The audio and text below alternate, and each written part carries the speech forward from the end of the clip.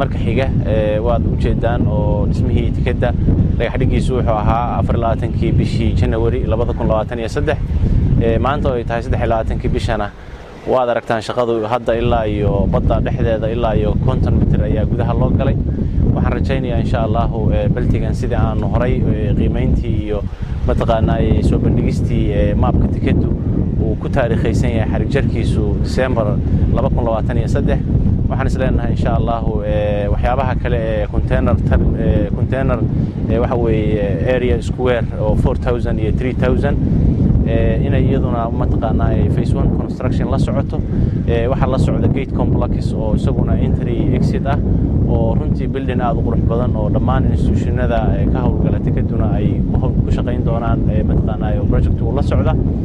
waxa iyaduna insha Allah aan dayactir ku sameyn doonaa ilaa iyo 215 mitir oo tikadii hore iyaduna waxa weeye area-deedii oo mataqaanaa iyaduna repairing lagu sameyn doono run ahaantii waxaan isleenahay construction-ka oo ahaa mataqaanaa 450 mitir oo phase 1 ku yahay 150 mitir aanu isleenahay sanadka xarig jarkiisu waxa uu ku taariikhaysan tahay December inaanu runtii isleenahay inaanu project-ga kale 300 ah inay ku daba jirto oo si degdeg ah insha Allah iyaduna ay mataqaanaa u soo dhameystirmi doonto si qurux badan waxaan isleenahay maqaamkii hore ee tikada iyo facility-ga hore exportiga iyo importiga muddo sanad kadib wax badan ayaa iska bedeli doona taariikhda bilaha kooban ee ka xiga hadda insha Allah waxaan rajaynaynaa inay capacity-ga tikadu dejin iyo rarba ay ka badato sida ay horay u ahayd runtii marka waxaan aad ugu faraxsanahay doorka mataqaanaa wada shaqeynta bulshada reer Puntland gaar ahaan ganacsatada oo aanu markii construction-ka aanu bilaabaynay aanu ka codsanay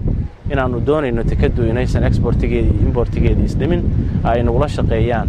dhammaan shuruucda iyo nidaamka u baahan yahay in dhismahana dhinac laga wado dhinacna waxa weeye dejintii iyo rarkii tikadu laga wado marka gacan iskaashi annaga iyo ganacsatada tikada customer-ka ah ee isticmaala ayay ku timi inay shaqadu dhinacna ka socoto dhinacna ay dejintii iyo rarkii tikadu ay sidii hore inay ka laba jibaaranto mooyee waxba iska bedelin runtii Blackwater-ka idin muuqda dhagaxa waaweynka ah ayaa waxa weeye u furmaya dhinaca badda halkaas ayaa baltigu wuxuu noqon doonaa insha Allah 150 dhumuciisuna insha Allah wuxuu noqon doonaa 30 mitir marka waxaan isleeyahay baltigaasi hadda shaqada socota gudaha waxa badda loo galay hadda 50 mitir masaaxo dhan waxaan rajaynayaa insha Allah bisha saddexaad inay gabagaba yahay mataqaanaa sida badda gudaheeda loo compact gareynayo oo baltigu uu diyaarsan garoobay kaliya in concrete laga dhigo annagu mar haddii project-ga tikadu expansion-kiisu ay shirkad caalami ah oo DP World ay tikadu ballaarinteedii iyo mataqaanaa ay contract qaadatay waxa shirkadu mar walba magaalada ay ka hirgelinayso mashaariicda daba jooga in magaalooyinkana horumar lagu sameeyo marka arintaasi nagama marna proposaladii mataqaanaa ku talagalka magaalada waxa loo qabanayo dhinaca DP World approved ayay ka rabaan oo annagu dhankayga waa ka diyaarinay dhinaca degmada iyo gobolkana strategic plan-kii magaalada mataqaanaa loogu sameyn lahaa jidad bypass-ya ah oo runtii magaalada waxa weeye waxay u baahan tahay waa jidad magaaladu qaybana waa isku raran qaybna waa qaybo cusub oo hadda dhismaya marka waxaan rajaynaynaa insha Allah doorka madaxweynuhu hadda guddiga noogu magacaabay kama marna mashaariicdaas baaxadda leh magaalada u soo socda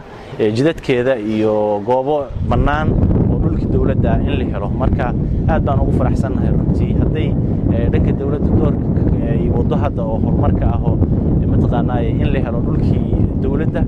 iyo in automatically jidad la furo labadaasba waxa ay insha Allah aan rajaynaynaa